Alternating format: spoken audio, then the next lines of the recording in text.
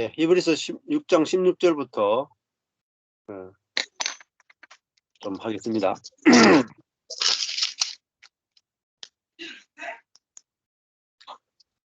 예. 자, 내가 사는 것이 아니라 내 안에 그리스도가 산다. 이게 이제 지식이 아니라 이제 실제라는 사실을 아는 것. 이게 세상이 이제 바뀌는 거거든요. 다른 세계에 넘어가는 거죠. 근데 이제 내가 아는 그리스도들이 개혁주의를 하는 분들도 그렇고 성경을 공부하는 많은 분들이 내가 산다 안에서 계속 생각을 해요. 내가 산다. 맞아요. 그래서 내가 사니까 성화가 안 된다 이렇게 생각하고, 내가 사니까 죄 짓고 다시 죄로 돌아간다 생각하고, 내가 사랑은 안 된다고 생각하게 되거든요. 그래서 이 땅에서는 사랑 안 되니까 우리가 어떻게 실제라는 건 없고 하나님이 우리를 그냥 다 완전하다고 그렇게 생각하신다. 그러면 우리 실제는 없어도 하나님 완전하게 생각하신다. 이렇게 생각을 하거든요. 거기에 이제 그친단 말이죠. 그거는 내가 살기 때문에. 내가 살면은 결국은 그 죄를 절대로 처리를 못하고 인생의 문제가 처리가 하나도 안 되고, 근데 내가 사는 것이 아니라 진짜 그리스도가 산다. 이거 되면은 성화건 뭐건 다 저절로 다 되거든요. 용서도 되고 연합도 되고 완전히 다른 것들이 펼쳐지게 됩니다. 내가 사는 것이 기독교의 복음이 아니고 내가 사는 것은 결국은 자아인데, 이 자아가 사는 것이 아니라 성령이 우리 안에 들어오셔가지고 사는 것, 이거 신약 시대잖아요. 이 신약 시대가 교회들 가운데 펼쳐진 데가 거의 없어요. 예를 들어 지금 이번에 우리 명수 형제 만나는 이제 일본 선교가 시작됐거든요. 네, 저하고 일본 분하고 연결이 돼가지고 저 일본어로 통역하고 일본어 유튜브 사이트가 지금 개설됐고 이제 성경 공부가 시작됐어요. 근데 왜 저하고 같이 성경 공부를 하고 싶어 하느냐면 일본이 복음화가 안 되거든요. 아무리 복음을 전해도 일본이 복음이 전해진 지 100년이 돼도 제자리예요. 왜 제자리냐면은 생명력이 없어 그래. 다 내가 살기 때문에. 그러니까 내 안에 그리스도가 살면은 일본 사람들의 일본 문화, 일본 사람들이 가지고 있는 기질, 이거를 다 파쇄해버리거든요. 그걸 초월해버립니다. 그래야 일본이 복음화 될 수 있는데, 지금 현재 성령 사역하는 사람들도 일본에 들어가고요. 말씀 사역하는 사람도 일본에 들어가고요. 뭐 수도원 운동도 일본에 들어가고 다 들어가도 일본은 복음화 안 돼요. 왜냐하면은 다 내가 살거든요. 수도원 운동도 내가 사는 거고 성령 사역도 내가 사는 거고 개혁주의도 내가 사는 거고 오순절도 다 내가 사는 거예요. 그럼 내가 살면은 어디에 갇히냐면은 일본 사람들의 문화, 그들의 기질을 절대 돌파할 수 없어요. 그러니까 일본이라는 그 섬나라의 특징은 유교가 들어가든지 불교가 들어가든지 기독교가 들어가든지 일본화 시켜버려요. 일본화. 그래서 아무리 좋은 게 들어가도 다 일본화 시켜버려요. 그러니까 일본이라고 하는 사람들의 기질과 문화는요, 절대. 그러니까 소용이 없어요. 교회 안에 일본 교회도 그렇고 한국 교회는 어떻습니까? 한국 교회는 유교적 기독교거든요. 유교적 기독교. 그 유교를 못 이겨요. 한국 기독교가 유교를 못 이겨요. 일본은요, 그 일본 사람들의 문화. 일본은 굉장히 지금 어쩌면 개인주의적이고 예절을 굉장히 중요시하죠. 예절. 다른 사람에게 이제 폐를 안 끼쳐야 돼. 그래서 사람과 사람이 완전히 개인과 개인이 이렇게 분리돼 있어요. 근데 교회 안에 다 들어와 있어요. 예의를 지켜야 된다는 거죠. 그러니까 이 복음보다 문화가 더 높은 거죠. 문화가 교회를 지배하고 있는 거죠. 근데 그걸요, 기존의 복음 가지고는 절대 못 바꿉니다. 왜? 우리 자아로 신앙생활하면 우리 자아는 문화에 길들여져 있거든요. 그러니까 교회가 한국 일본 교회는요, 한 교회 단위당 못 넘어가요. 20명, 30명 단위를 못 넘어가요. 통일교는 100명 이렇게 되거든요. 근데 일반 교회는 220명, 30명 못 넘어. 왜 그럴까요? 연합이 안 되거든요. 그 안에 뭐 예수 생명이 없는 거예요. 전부 다 자아로 만나요. 성도가 전부 자아와 지식으로 만나거든요. 네. 그러니까 일본 안에 기독교가 폭발적으로 늘어날 수가 있어요. 그러려면 제일 중요한 거는 내가 죽고 그리스도가 사는 복음이 증거되면요, 문화가 뭔 소용이 있습니까? 다 뛰어넘어 버립니다. 그죠? 우리의 죄성 원죄까지도 뛰어넘어 버리는데 뭐 문화가 별 거겠습니까? 인간의 가장 큰 원죄도 뛰어넘어 버립니다. 그러니까 우리가 복음을 전하더라도 어떤 복음을 전하느냐가 너무너무 중요하거든요. 처음에 씨를 뿌릴 때도 농부가 씨를 뿌릴 때 가장 좋은 씨앗을 남겨두잖아요. 비실비실한 씨앗 남겨둬가지고 그 다음에 농사 완전 망칩니다. 아무리 열심히 심어가지고 아무리 노력해도 씨앗 자체가 비실비실거리면요, 1년 농사 다 망칩니다. 그래서 씨를 뿌리는 자는 내가 뿌리는 이 씨가 얼마나 생명력이 강한지를 알고 가장 좋은 씨를 씨만 뿌려놔도 1년에 저절로 다 자라가 열매를 거두게 된다. 그래서 저도 일본에 여행을 6번 정도 가족끼리 여행을 6번 정도 갔었는데 느낀 것이 이대로는 안 된다. 현재 갖고 있는 율법주의적이고 그런 인본주의적이고 규복주의적인 기독교는요, 이 1000년이 지나도 일본 복음화는 안 됩니다. 5%를 못 넘. 사이가 꽉 잡고 있다고. 근데 아픈지도 보여주고. 온전한 복음이 들어가게 되면 그걸 다 뛰어넘는 거죠. 뛰어넘어서 진정한 부흥이 오게 될 거라는 거죠. 그래서 저도 그런 갈망이 있었는데 이번에 이제 일본 선교의 문이 열려가지고 지금 이제 시작이 되고 있거든요. 그래서 주님이 어떻게 하실지 지켜보고 있습니다.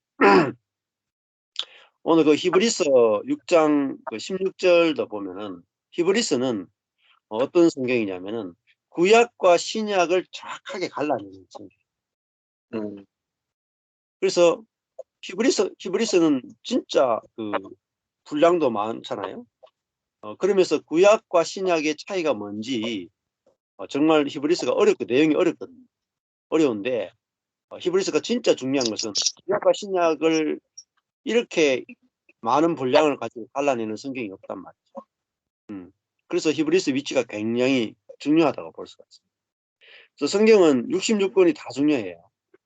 각자가 다른 관점에서 막 복음을 설명하거든요. 색깔을 다르게. 그래서 한 권 한 권을 따로 이렇게 살펴보는 것이 복음의 전체적인 그림을, 무지개가 7가지 빛깔이라면 7가지 빛깔을 다 봐야 무지개를 완전히 탁 아는 거잖아요. 그것처럼 성경도 갈라디아서는 갈라디아서가 바라보는 복음이 있고, 고린도전서는 고린도서가 바라보는 복음이 있고, 로마서는 로마서, 마태는 마태, 요한복음. 이 복음을 바라보는 관점이 다 조금씩 다르거든요. 근데 이 조금 다른 거를 쫙 다 알아야 복음의 전체적인 모습이 딱 알아지거든요. 그래서 성경을 구체적으로 한 권씩 다루는 것이 굉장히 중요합니다. 그래서 이거 성경을 구체적으로 한 권씩 다루지 않고 그냥 교리만 가지고 성경을 연구하는 분들 이야기 들어보면요. 뭔가에 빠져있어요. 빠져있어요. 그리고 자기 마음대로 막 교리를 막 짜맞춰요. 그래서 성경 이제 신학 안에 조직 신학하고 성경 신학이 있잖아요. 조직 신학과 성경 신학의 차이는, 조직 신학은 성경에 있는 내용들 중에 핵심들만 딱 간추려 가지고 막 신론, 그리고 이제 인간론, 기독론, 구원론, 성령론, 뭐 교회론, 뭐 종말론, 이렇게 해서 가장 중요한 토픽에 대해서 성경이 말하는 내용들을 쫙 추려 가지고 연결해서 완벽한 하나의 그 이성적인 체계를 만드는 거죠. 이게 조직 신학이거든요. 근데 조직 신학도 필요해요. 전체 그림을 보는 데서. 연역적 방법, 전체 그림을 보는 데 조직 신학이 필요해요. 근데 조직 신학만 하다 보면은 빵꾸가 납니다. 예. 왜냐면은 조직 신학은 이성을 가지고 딱 마주잖아요. 예. 근데 우리의 이성을 가지고는요, 조직 신학이 안 맞아요. 왜냐하면 성경은 이성적이고 합리적인 체계로 만들어 놓은 게 아니라 생명이거든요. 생명. 예. 우리가 하나님의 생명으로 사는 것, 이게 성경의 핵심이거든요. 근데 이거를 조직 신학 가지고 조직이 안 돼요.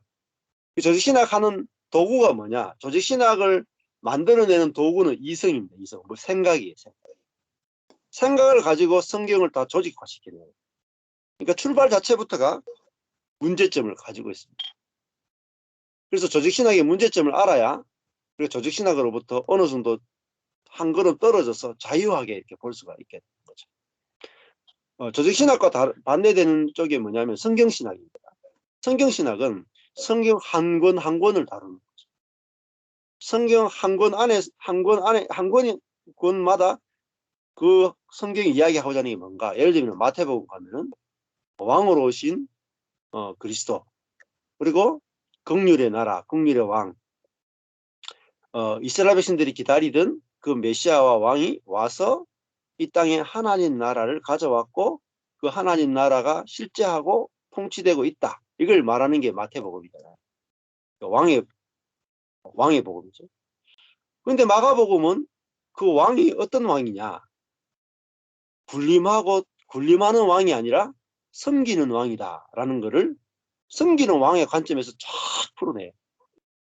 예. 그 누가복음은 그 섬기는 왕이고 섬기는 그 그리스도가, 누가복음 가면은 참 사람이라고 하는 관점에서 그분이 성령으로 사셨다라는 관점에서 막 풀어내요.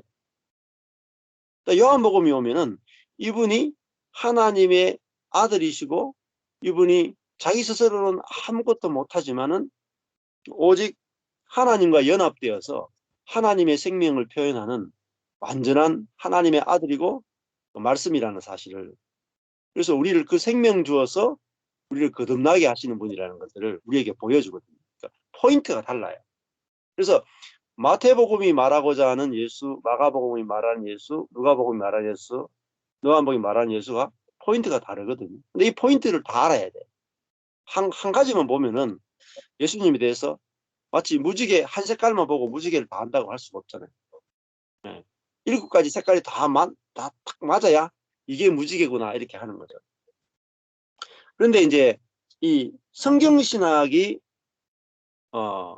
조직신학도 어려운 거지만은 성경신학은 더 어렵습니다. 왜? 한 권을 다 봐야 되기 때문에. 예. 그래서 평신도들이나 일반 사람들이 성경 한 권을 이렇게 보고 거기서 진짜 성경의 진리를 찾아내는 거 거의 못합니다. 목사님들도 못하는데 평신도들은 더 안 되죠. 근데 어떻게 하느냐? 머리로 다 생각하는 거예요. 신학을. 조직신학적으로 생각한다거나 어떤 책을 읽고 부분적으로 생각한다거나 성경을 읽고 부분적으로 자기 머릿속에서 다 짜맞추는 거죠. 그래서 지금 저희들이 다루는 이 키아즘 성경이 굉장히 중요합니다. 내 머리로 생각해서 짜맞추려고 하는 것들을 무너뜨리는 거예요. 내 머리 가지고 하나님을 이해하고 성경을 이해해서 짜맞추려고 하는 것들을 무너뜨리고 성경 한 권 한 권을 다루면서 성경이 내게 직접 말하게 하고 내가 기존에 갖고 있던 생각을 파쇄하면서 성경적인 생각이 내 속에 딱 이렇게 자리 잡도록 도와주는 것이 한 권 한 권을 이렇게 다루는 목적이라고 볼 수가 있거든요. 그래서 아까 전에 우리 그 강현주 사모님이 이 독사이 새끼들아 패치란 무덤 그 이야기하는데 그 이 성경신학으로 본문을 쫙 안 풀었으면 내게 안 다가오잖아요. 안 다가오잖아요. 그게 나오나가 안 보이는 거죠. 그래서 그 성경을 한 권 한 권을 풀어가는 것이 너무너무 중요하거든요. 그래서 우리 목회자 팀도 그렇고 제가 지금 하는 거는 어떤 주제 설교를 하는 게 아니라 한 권 한 권 또 한 장 한 장을 다루는 목적이 그겁니다. 그래야 내가 성경 전체가 내 속에서 쫙 들어와서 경험되고 짜맞춰지거든요. 근데 이런 작업 없이 그냥 뭐 어떤 신앙서적 몇 권 읽고 나는 십자가 복음 은혜 복음 다 알았다. 이런 분들이 제일 위험해요.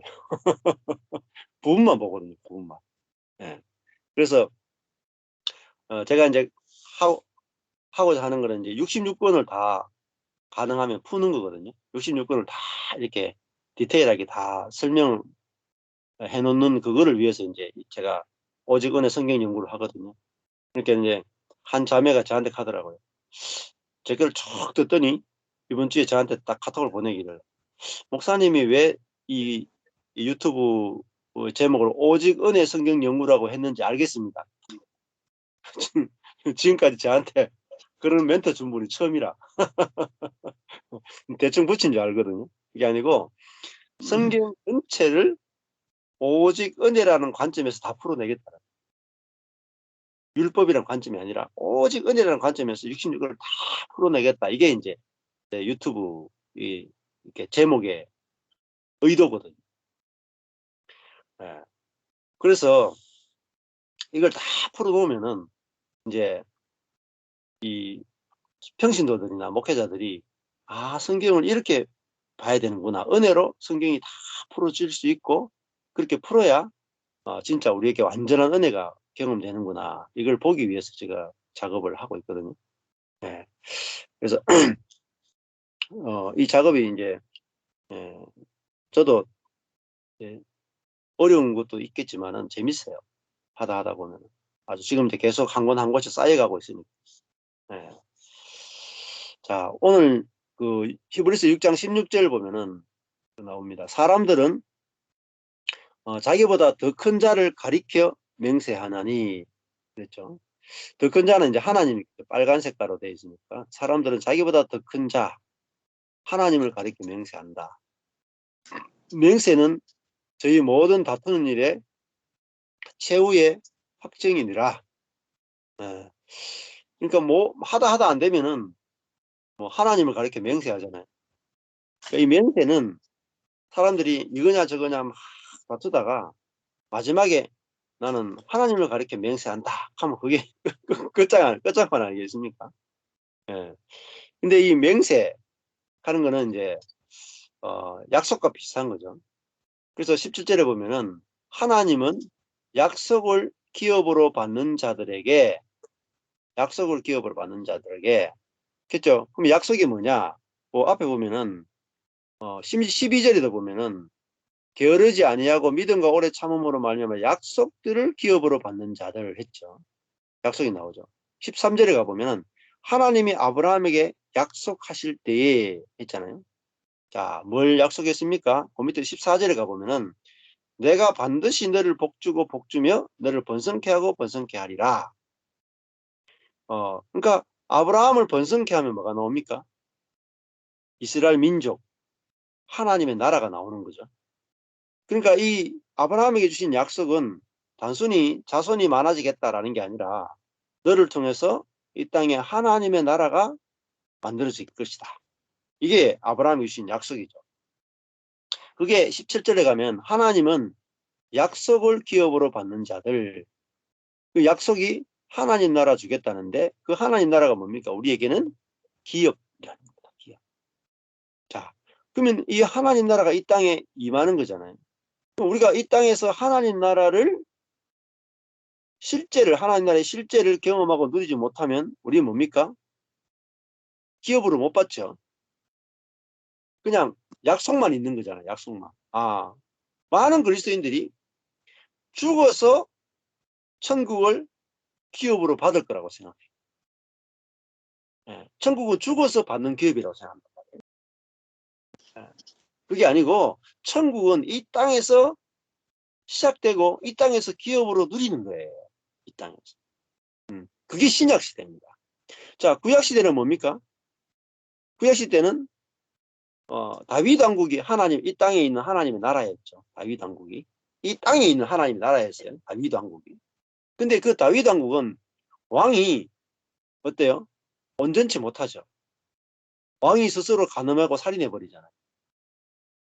그리고 그 백성들도 전부 다 다윗부터 시작해서 모든 백성이 뭐로 삽니까? 자아로 살아요. 자아로 사니까 뭐에 결국은 집니까? 원죄. 사단에게 결국은 져서 그 다윗 왕국이 어떻습니까? 바벨론의 포로로 끌려가잖아요. 그러니까 자아로 하나님 나라를 건축하면 결국은 사단의 밥된 나라. 자아로 건축된 나라, 그거는 바벨론에 다시 포로로 돼버립니다. 그래서 이 자아로 건축되는 나라가 아니라 사도행전에 오면은 성령으로 건축되는 하나님 나라가 시작되는 거죠. 성령으로 건축. 그러니까 내가 죽고 그리스도가 사는 그 하나님 나라가 우리가 받는 기업이죠. 그러면은 이 땅에서 진짜 하나님 나라가 임하고 그 하나님 나라를 살게 되는 거죠. 구약의 다윗의 나라는 이 땅에 임한 하나님의 나라인데 그 나라는 예표예요, 예표. 신약의 이 땅에 임할 하나님 나라에 대한 예표에 불과해요. 그냥 다윗 왕이 뭐죠? 그냥 정치적으로 또 물질적으로 이렇게 딱 완성이 됐잖아요. 솔로몬까지. 그러니까 솔로몬 시대 가면은 구약 시대의 가장 영광스러운 시대는 언제냐면 솔로몬 시대예요. 솔로몬 때에 하나님 나라가 이 땅에 완성이 되거든요. 예. 그런데 그 솔로몬이 건축한 하나님의 나라가 물질적으로, 외교적으로, 경제적으로, 군사적으로 완벽했습니다. 완벽하게 통치됐어요. 그런데 어떻게 무너졌느냐? 솔로몬이 타락해버리죠. 솔로몬 자신 안에서, 우리 속에서, 다윗 안에서 간음이 나오고 솔로몬 안에서 우상숭배와 간음이 나오고, 그러니까 우리 속에서 자폭해버립니다. 예수님이 밖에서 들어오는 것이 우리를 더럽게 하는 게 아니라 속에서 나오는 것이 우리를 더럽게 한다. 그러니까 우리 안에 있는 자기중심성을 구약시대 때는 처리 못한 겁니다. 그래서 이제 예언만 하는 거죠. 신약시대가 되면 메시아가 오면은 어떻습니까? 메시아가 왜 옵니까? 메시아가 오면은 이 메시아가 통치하는 나라가 되면은 완전하게 우리의 자기중심성이 무너지고 하나님의 통치, 진짜 새로운 백성이 만들어진다. 새로운 백성으로 구성되어 있는 새로운 왕이 오고 새로운 백성이 만들어져 가지고 사단을 이기는 하나님 나라가 이 땅에 실제하게 될 거다. 이게 구약의 예언이에요. 그러면 우리가 이 땅에서 이 하나님 나라가 실제가 돼야 어떻습니까? 복음화가 되죠. 복음화. 그렇습니까? 이게 죽어서 가는 천당만 이야기하니까 일본이 복음화가 안 되는 거예요. 유럽이 왜 100%까지 기독교화가 됐다가 왜 지금 10% 미만을 맴돌고 전부 다 기독교 국가에서 전부 다 일반 세속 국가로 다 바뀌어버렸잖아요. 그 복음을 전해도 소용없습니다. 100%까지 가는 나라가 다시 10% 가버린다니까요. 100년도 안 돼가지고.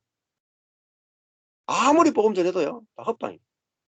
그러니까 자아를 파쇄해서 그 속에 하나님의 생명이 흘러나오는 자아를 이기는, 죄를 이기는, 세상을 이기는, 그리고 이 땅의 완전한 하나님 나라, 우리 오늘 간증했던 명수행대도 이게 보편화돼야 돼요. 보편.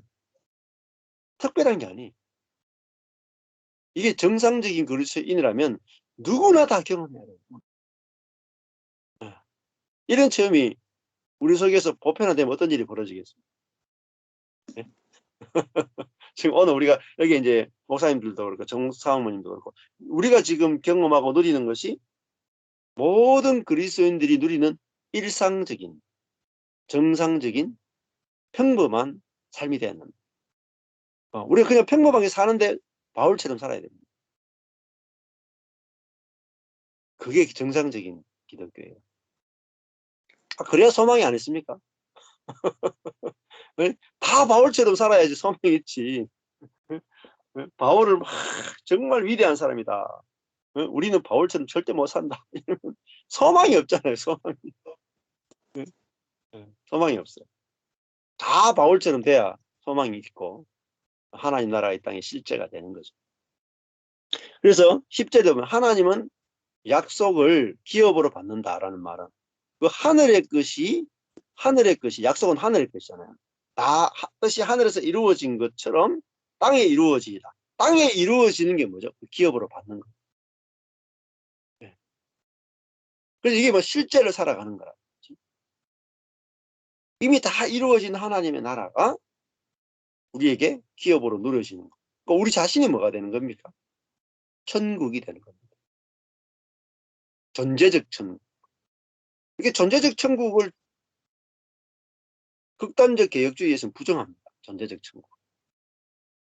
안 된다는 거예요. 죽어서 가능하다. 아닙니다. 사단의 계략입니다. 네. 아주 사단적인 거예요. 절대로 이 땅에서 하나님 나라가 확장 못되게 만드는 거예요. 네. 우리 존재가 천국이 되는 겁니다. 존재가 변화되지 않는다고요? 아니요. 우리 변화는 안 돼도 변형이 돼버립니다. 변형의 세계를 몰라서 그래요. 변형. 체인지는 없어도 트랜스폼. 이게 거듭남이거든요.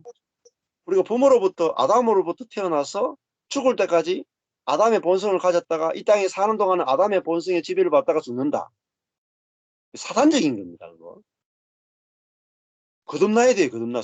요한복음 시작부터가 뭡니까? 위로부터 태어나야 된다. 위로부터 태어나서 하나님 나라를 보고 하나님 나라에 들어가서 살아야 된다. 이거 이야기하잖아요. 요한복음이. 근데 우리가 이 땅에서 트랜스폼, 부활체로, 부활 생명으로 거듭나지 않으면은 복음을 못 전해요. 그거 자체가 복음인데. 예수 생명으로 사는 것 자체가 복음인데 죽어서 천당 간다는 것은 이거는요. 완전히 어불성설인 거라. 이 땅에서 천국이 시작 안 되는 거죠. 그러니까 이 땅에 복음만을 못 시게 돼요. 다 죽어서 천당 갈 생각만 하는 거예요. 네. 자, 그러니까 이 땅에서부터 우리 존재 자체가 완전한 천국이 된다는 것들을 알아야 되는 거죠. 그게 히브리스입니다. 히브리스는 계속 존재적 천국을 이야기하는 겁니다. 그리고 실제적인 이 땅의 천국이 도래해 있다는 거죠. 그거를 거기서 어디로 갑니까? 구약시대. 예, 지금 이제 유대인 쪽으로 다시 돌아가려고 하는 거를 히브리스가 아니다. 왜 구약으로 돌아가려고 하는가? 신약시대로 살아야 된다. 이야기를 하는 거죠. 자, 하나님은 약속을 기업으로 받는 자들에게 이게 신약시대 사람들이잖아요. 그 뜻이 변치 아니함을 충분히 나타내시네. 이게 뜻이죠. 하나님의 뜻이죠. 그분의 뜻. 그러니까 블랙하는 거는 결심이에요. 하나님의 결심, 하나님의 의지. 변치 않는단 말이에요. 구약 때부터 계속 메시아가 와서 이 땅에 메시아 왕국을 건설하게 될 것인데 그 나라는 세상을 이기고 사단을 이기는 하나님 나라가 이 땅에 주어진다. 그런 백성이 창조된다. 새로운 피조물이 창조된다. 이게 하나님 뜻이거든요.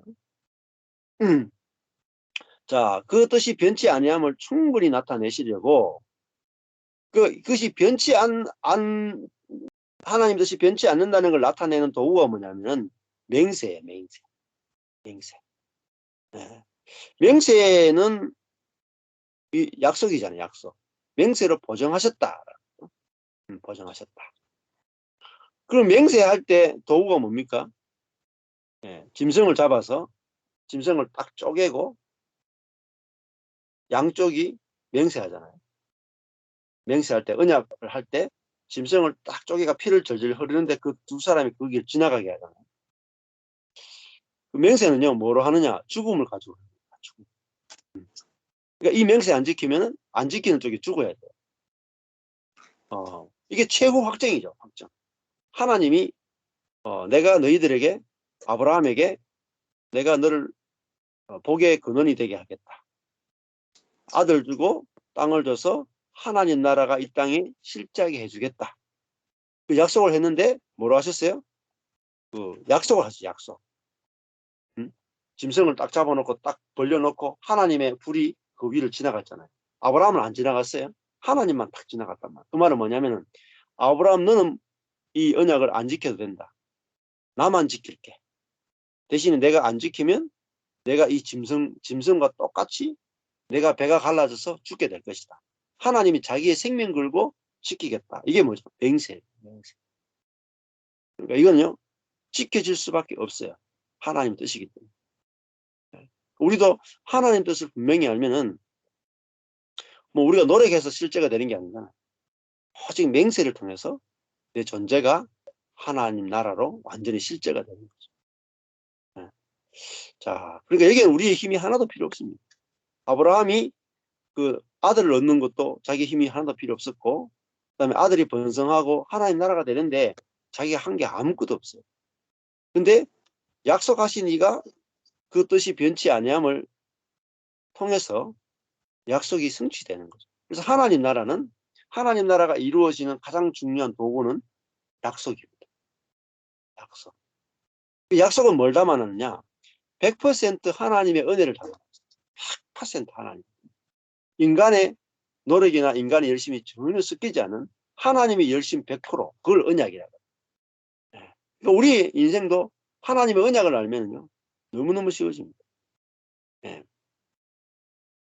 자, 제가 이제 이 성경을 이렇게 한 절 한 절 쫙 풀어가지고 설명하니까 한 분이 그렇게 말씀하시더라고요. 야, 이거 완전 신학교네요. 신학교. 네. 신학교 갈 필요 없다. 목사님이 유튜브 들으니까 신학교 갈 필요가 없네요. 네. 신학교보다 더 자세하게 설명합니다. 그래서 신학과 관련되는 모든 것들을 제가 아는 것만큼은 다 이렇게 제가 쏟아놓는 이유가 목회자들하고 평신도들하고 여기 제 유튜브만 돌아서 들으면요. 66분만 들으면은 이 자체가 신학교예요. 신학교 세우는데 돈도 필요 없습니다. 유지비도 필요 없어요. 얼마나 쉽습니까? 신학교 유지하려면 신학교 교수가 필요하고 뭐 재정도 필요하고 땅도 필요하고 건물도 필요하고 뭐 어마어마한 시간도 필요하고 다 필요 없어요. 유튜브 하나만 딱 있습니다. 유지비도 필요 없어요. 하나님의 방법은 너무너무 쉬운 거죠. 그렇잖아요. 전 세계에 신학교가 전 세계 동시적으로 언제든지 들어올 수 있고 듣는 사람 돈 하나도 안 들고. 예. 그러니까 저도 야, 목사님들이 신학교가 개혁되구나. 신학교가 개혁되면 좋겠다. 그런 생각을 참 많이 했거든요. 신학교가 만들어지면 좋겠다. 근데 이제 오프라인 신학교 만들려면 돈도 많이 들고 힘들거든. 시간도 많이 들고. 이제 온라인 신학교 만들어 놔보면 끝나버리니까. 만나고 싶을 때도 오프라인 만나면 되니까. 그러니까 저는 망하는 길로 왔는데 이게 딱 제가 왔는 길을 보니까 망하는 길 여기에 어마어마한 하나님의 계획과 지혜가 감춰져 있더라고요. 네. 그래서 저는 이제 신학교 지금 하나를 저 혼자 운영하는 기분으로. 그렇죠? 네. 네. 그래서 여러분들도 이제 유튜브 하나씩 하세요. 세계적인 신학교 하나씩 만들어가지고 총장도 다 하시고 교수도 하고 다 하세요. 그러면 돼. 네. 18절에 보면은 이는 하나님이 거짓말을 하실 수 없는 자 맹세라는 목숨을 건 거잖아요. 목숨을 걸었기 때문에 거짓말하면 할 수 없습니다. 네. 그 죽음인데요. 거짓말하면 맹세한 쪽이 죽어야 됩니다. 내가 뭐 거짓말하면은 내 목숨을 걸겠다 하면 죽어야 되는 거죠. 이게 맹세거든요. 하나님이 거짓말 하실 수 없는 이 두 가지 변치 못할 사실을 앞에 있는 소망을 얻으려고 피하여 가는 우리로, 피난처를 찾아 나온 입니다. 피하여 가는 이란 말은 피난처를 찾아 나온 우리로 큰 안위를 받게 하려 하심이라. 그렇게 말하거든요. 그러니까 앞에 있는 소망이 뭐겠습니까? 그 밑에 설명하고 있어요. 이 소망이 우리에게 큰 안위를 준대요. 격려를 주고 위로를 준다. 우리가 이 소망이 있는 것은, 이 소망이 뭐냐, 영혼의 닷과 같아. 목숨의 안전장치, 닷과 같아. 이 닷이 있으면 이게 딱 풍랑이 와도 딱 고정될 수 있잖아요. 아주 튼튼하고 견고하여 우리가 휘장 안에 들어가게 한다. 지성소에 들어가게 한다. 이게 하늘의 지성소를 말해요. 하늘 안에 들어간다는 거죠. 이 소망은 그리로 앞서가신 예수님은 지성소에 들어갔단 말이죠. 우리도 지성소 안에 들어가는 거, 이게 뭡니까? 이게 소망이죠.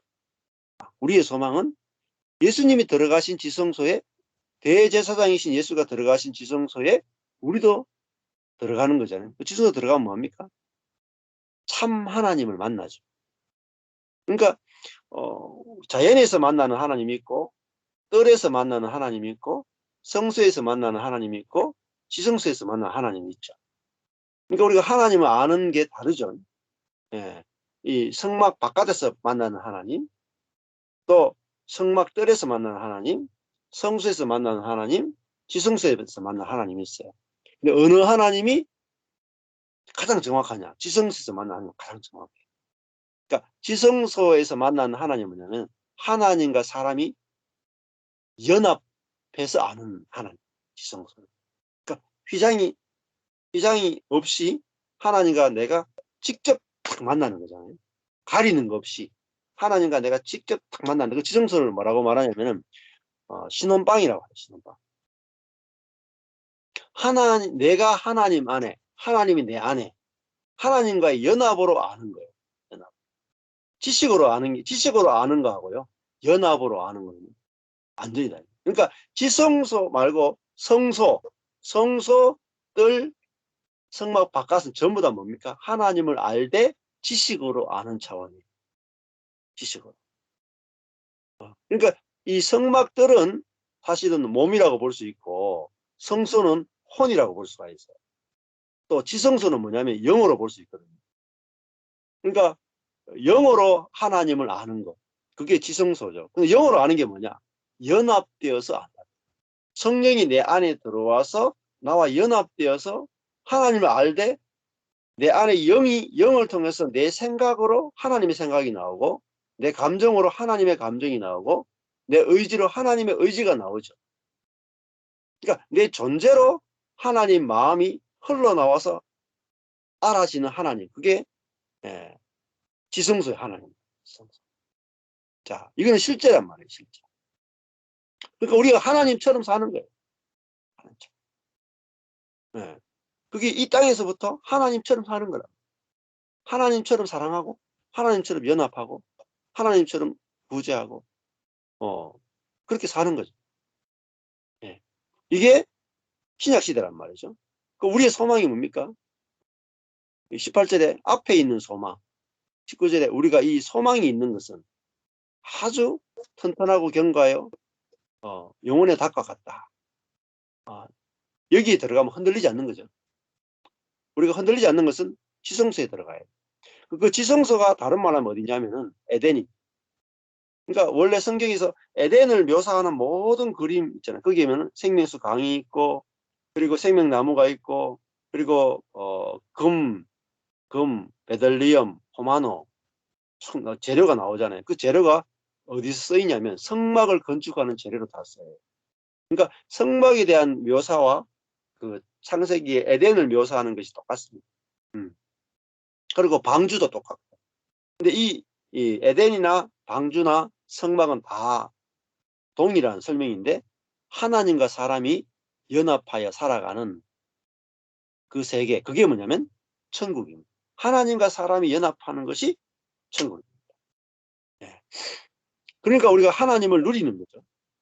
지식으로 누리는 것이 아니라 내 존재를 누리는. 자, 이걸 이제 우리가 마태복음으로 치면 그거죠. 마태복음 우리가 했을 때 아주 중요한 것이 하나님은 생명의 씨앗, 그리고 사람은 밭이라 그랬어요. 근데 생각해보세요. 개혁주의나 일반적인 신학들은 어떻게 생각하냐면은 사람은 끝내 사람이에요. 그죠? 이 땅에 태어날 때 사람으로 태어났다가 죽을 때까지 거룩하게 되지 못하고 완성이 되지 못하고 사람으로 그냥 살다가 죄 짓고 죄에 넘어지다가 회개하고 주님 또 받아주고 인간은 원죄 상태에서 해방될 수 없구나 하면서 자기의 죄성을 깊이 깨닫고 죽어요. 죽어야 영화가 돼. 이게 보통 설명하는 거란 말이에요. 근데 마태복음은 그렇지 않죠. 생명의 씨앗이 사람 속에 떨어지잖아요. 밭과 씨가 연합돼 버려요. 이게 그리스도인의 삶이에요. 그러면 이 밭 안에서 뭐가 자랍니까? 원죄가 자라는 게 아니라 생명이 자라요. 뭐로 살아요? 이 생명이 열매를 맺어가지고 이 밭을 다 덮어봅니다. 여전히 밭에 원죄도 있고 문제가 있죠. 그러나 생명이 다 덮어봅니다. 드러나는 건 뭐입니까? 원죄가 드러나는 게 아니라 생명이 드러난다. 네. 이게 마태복음에서 말했던 천국 비유예요. 이 천국이 이 땅에서 우리 속에서 존재 안에서 원죄가 막 우리에게서 나오는 게 아니라 생명이 나온다는 거죠.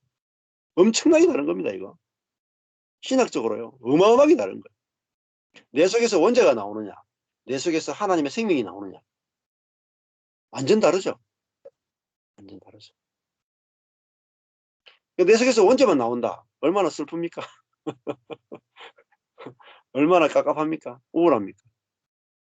그래서 자살한 거예요. 너무 절망적이죠. 근데 우리 속에서 예수 생명이 나온다. 얼마나 희망적이고 부정적인 것이 하나도 없죠. 얼마나 기쁩니까? 자, 그 다음에 정리해보면 20절에 거리로 앞서가신 예수께서 멜기세덱의 반차를 놓자. 멜기세덱은 하늘의 이 근원이 알지 못하는 하늘의 제사장이잖아요. 예표로서. 원래 제사장들이 지성소에 들어갈 때 반차가 있거든요.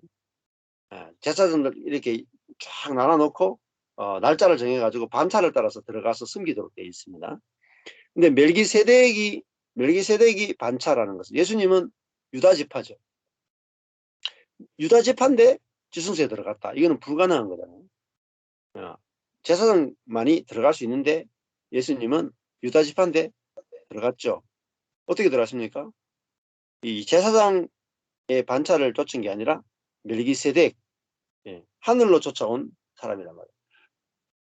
이 멜기세덱의 반차를 쫓아서 영원한 대제사장이 되었다.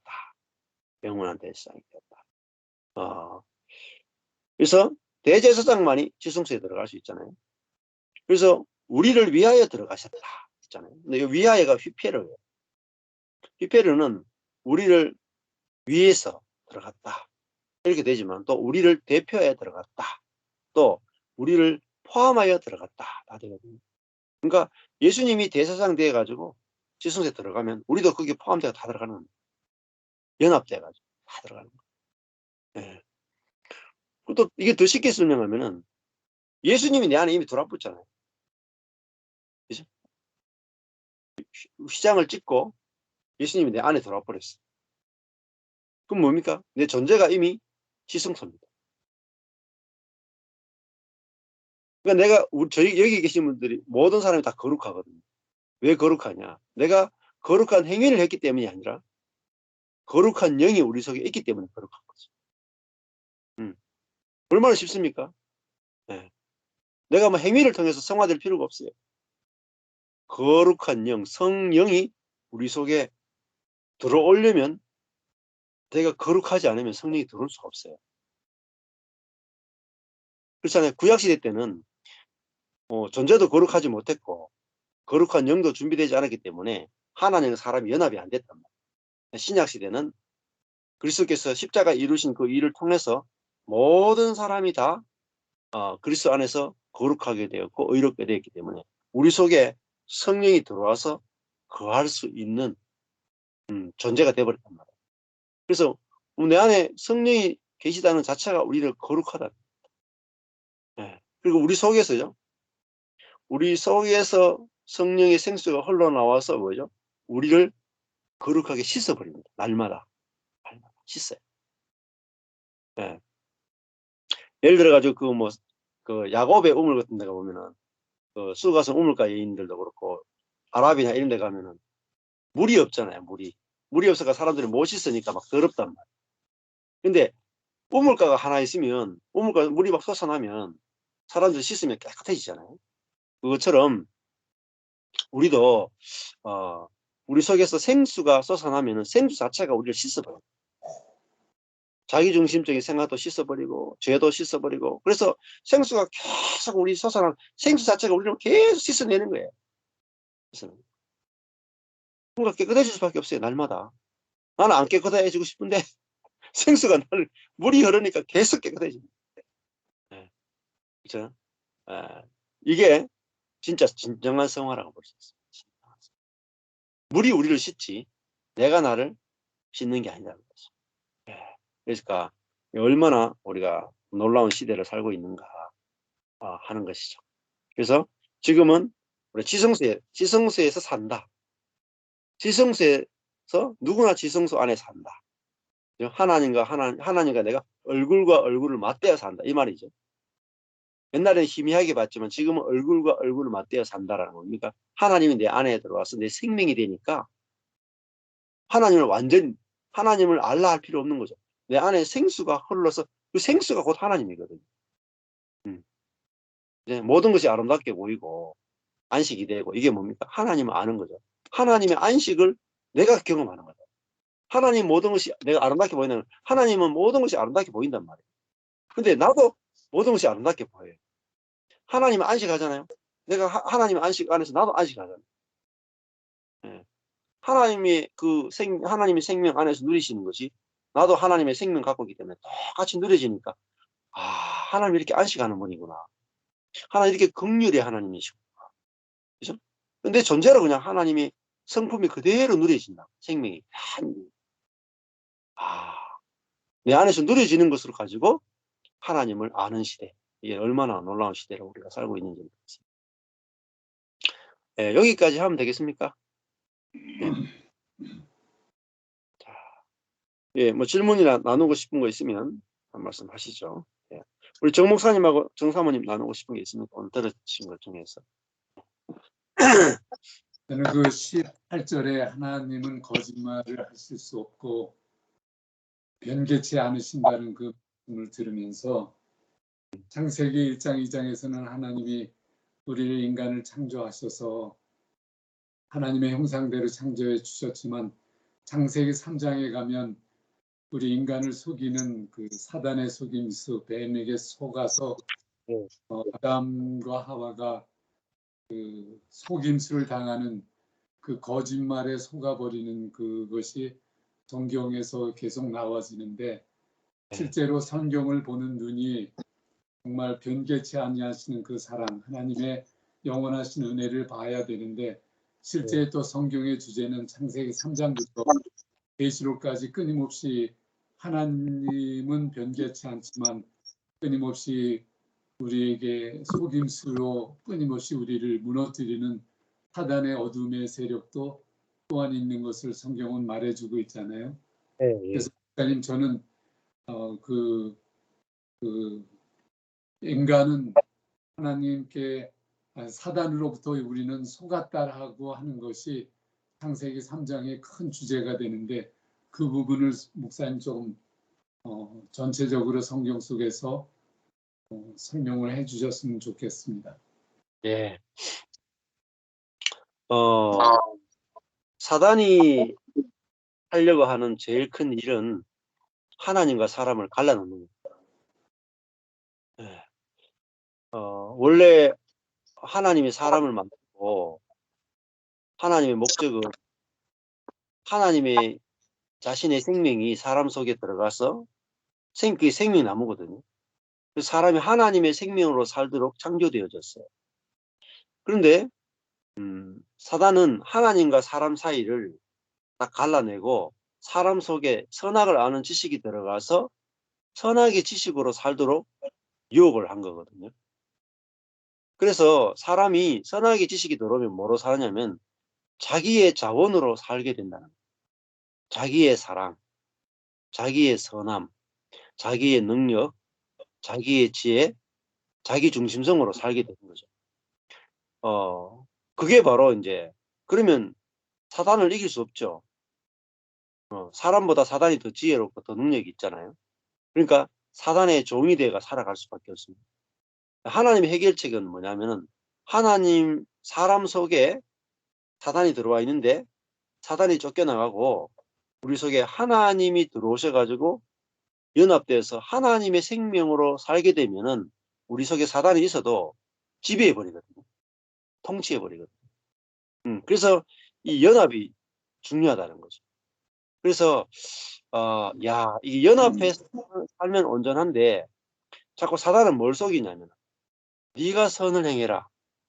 네가 거룩하라. 네가 그리스도인으로서 노력하라. 그러니까 계속 우리가 율법을 외웠잖아요. 내가 죄를 안 지어야 돼. 내가 거룩해야 돼. 자꾸 내 노력으로 거룩해지려고 하고 선해지려고 하는 게 뭐냐면 그 사단 편이 되는 겁니다. 속은 거죠. 네. 야, 그렇구나. 내가 노력할 게 하나도 없구나. 연합만 되면은 저절로 다 되는데 연합을 제껴놓고 노력하라라고 사단이 속였다는 거죠. 네. 그래서 야, 연합하면 뭐 저절로 다 안 되겠습니까? 네. 그러니까 자동차를 사단이 이렇게 속이죠. 자동차인데 휘발유 넣지 말고 네가 스스로 해. 그러면 어떻겠습니까? 휘발유 안 넣고 자동차 운행하려고 하면 얼마나 힘듭니까? 그런데 자동차는 원래 만들어지기를 안에 휘발유를 넣어야 정상적으로 작동되게 돼 있거든요. 에너지가 들어가야 되거든요. 사람도 마찬가지거든요. 자기의 힘과 자기의 능력으로 자동차를 몰면 힘들어가지고 지치거든요.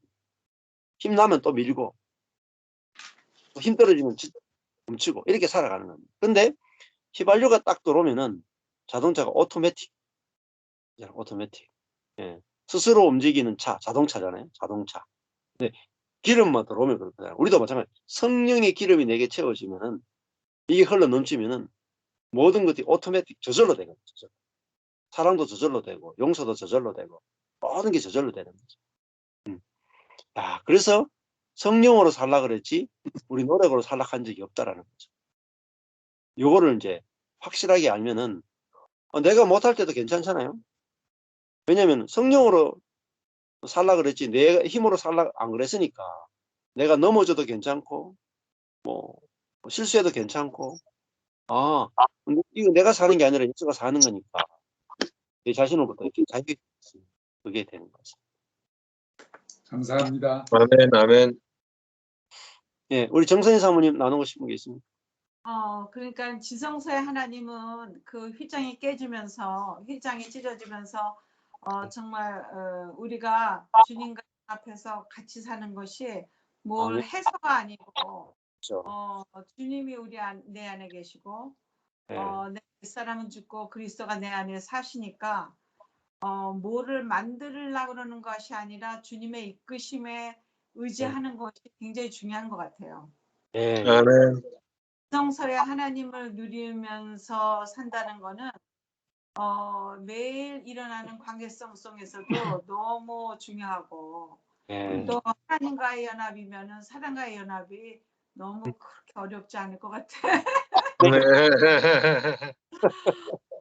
그래서 저는요 이렇게 요새 갑자기 이렇게 많이 이렇게 우리 저기 자손 이렇게 딸들이나 아들이 이렇게 이런저런 이유로 자꾸 오게 되는데 우리 둘이 조용히 재밌게 지내다가 얘네들이 오면은 다 뭘 해야 되고 움직여야 되고 그러는데 그것도 내가 하는 게 아니더라고요. 주님이 열어주시고 아멘.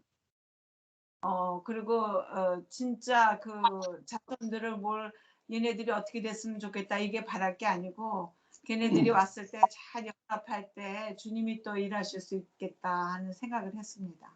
한 아멘. 가지 이 아멘. 어려운 거는요. 저희 딸이나 며느리가 오면 그래도 걔네들이 우리 안방을 우리들이 자는 침대를 주자고 하는 것이 저희 집인데요. 저희 집 사람은 이건 지성소인데 절대로 우리 며느리한테 줄 수가 없대요. 근데 저는 사실 저희들이 좀 힘들어도 그 며느리에게 좀 넓은 스페이스를 주고 편하게 잘 수 있는 게 좋겠다고 하는데 그 부분은 저희 집 사람은 아주 절대로 안 된대요. 아니 근데요 우리 목사님도 이렇게 자손한테 맨날 줘야지 되는 거야. 근데 나는 어떤 때는 다 주는 거가 아니고 걔네들은 젊고 우리는 늙었으니까 우리는 안방 자고 걔네들은 에어베드 펴가지고 거기서 재우자고 그러니까 우리 목사님 자꾸 안방 주재. 그래서 나 지금 아기 제가 며칠 전에 그 정 목사님의 메시지를 들어보니까 하나님의 사랑은 irresistible, 거절할 수 없는 그 하나님의 사랑을 얘기하면서 여러분들이 바닷가에서 밀려오는 파도를 거역할 수가 있느냐고, 그 창세 때부터 지금까지 하나님의 그 파도는 끊임없이 우리를 향해서 매 순간순간 파도가 우리에게 그 물밀듯이 들어오는 것이 그것이 하나님의 사랑이고, 그 하나님의 사랑은 변함없이 우리가 아무리 거역할래도 거역할 수 없는 그 사랑으로 우리를 덮쳐준다라고 하는 그 말씀이 너무 저에게 아주 꼽혀버렸는데, 사실 그렇게 큰 하나님의 사랑으로 매 순간순간 우리에게 덮어주시는 그 사랑을 받은 우리는 정말 우리도 그렇게 하나님의 사랑을 깨닫고 변하지 않는 사랑을 정말 체험하는 우리의 은혜가 있었으면 좋겠다는 저 나름대로의 생각을 깊게 가져봤어요. 그 변개치 않는 하나님의 사랑, 노래는 우리가 얼마나 많이 해요. 변찮는 주님의 사랑.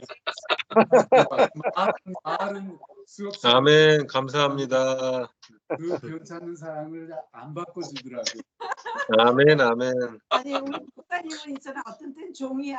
완전히 종 같은 생각이야. 그래서 어떤 때는요 제가 우리 목사님이 너무 어그레시브 할 때 제가 브레이크를 겁니다. 그러니까 두 가지 다 필요해요. 보세요. 예를 들면은 우리 정 목사님이 자녀에게 우리 침대까지 내어주자. 이건 이제 내가 형제를 사랑하는 거잖아요. 그죠? 근데 정선 사모님 아니야. 우리가 여기 늙었으니까 우리가 여기 하고 애들은 에어매트 깔아주자. 이게 어떻게 보면 인식한 것으로 보이지만은 우리가 그 남을 사랑하는 건 없으면 안 돼요. 나를 남을 사랑하는 것만 사랑이라고 생각하면 안 되고 나를 사랑하는 것도 사랑이다.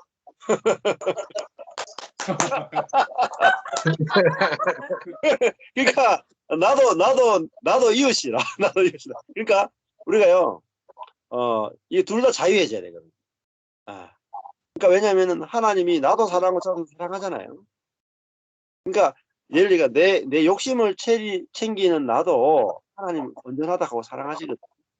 근데 우리가 남을 너무 온전하게 사랑하는 쪽으로 가다 보면 내게 내 선이 되고 사랑 못하는 사람 또 정죄하게 되거든요. 그러니까 우리가 다 연합하려면은 사랑하느냐 못하느냐도 떠나야 되거든요. 사랑하느냐 못하느냐보다는 내 안에 그리스도가 흘러나가고 그리스도를 누리느냐. 이건데 이거는 나 자신조차도 그 사랑 안에 포함되거든요. 이웃 사랑도 있지만 나도 그 사랑 안에 포함되기 때문에 내가 이기적으로 할 때도 이기적으로 행하는 어쩔 수 없이 이기적으로 행하는 내조차도 품어버리는 거예요. 그러니까 그 사랑 안에는 모두가 다 포함될 수 있으니까요. 뭐 두 분 다 온전하십니다. 아멘. 그러면요, 이 두 분 다 온전하다는 걸 딱 알게 되면 그게 더 큰 사랑으로 흘러 넘칩니다. 아멘, 아멘. 아멘. 예. 자, 우리 명수는 오늘 성령 같이 참석하고 간증도 하면서 오늘 좀 또 히브리서 말씀드리면서 나누고 싶은 거 있으면 한 말씀.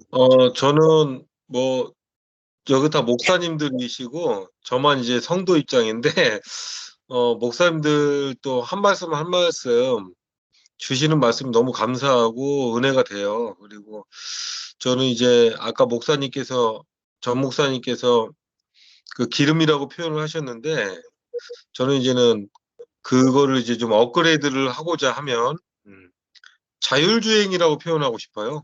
자율주행. 확실히 네. 예전에는 우리가 운전을 하려면 신경을 쓰고 백밀러도 보고 뭐 속력도 보고 막 이렇게 해야 되는데 네, 이제 하나님의 은혜로 살게 되면 그런 걸 전혀 신경 쓸 게 없다. 아멘. 자동으로 다 운전을 한다. 알아서. 근데 우리가 지금까지 인생을 살면서 백밀러 보고 속력 보고 뭐 보고 막 다 했다는 거죠. 그럴 필요가 없다. 이제 속력이 뻥 뚫리면 하나님께서 알아서 그냥 속력 급하면 빨리 내시고 사람 오면 자동으로 쓰게 해주시고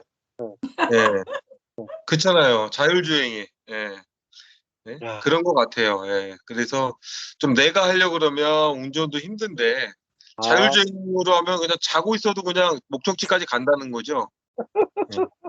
어차피 하나님께서 그렇게 하신다. 그럼 힘이 하나도 안 든다. 난 쉬면 된다. 예. 그렇습니다. 어머니 혹시 차 바꾼 거 아니지? 아유, 아닙니다. 예. 아니, 진짜 차를 바꾼 것 같아. 그전에는 수동차인데 이제는 자율주행차로 인생을 바꾼 것 같아. 우리 박수현 목사님하고 사모님 뭐 하실 말씀 있습니까?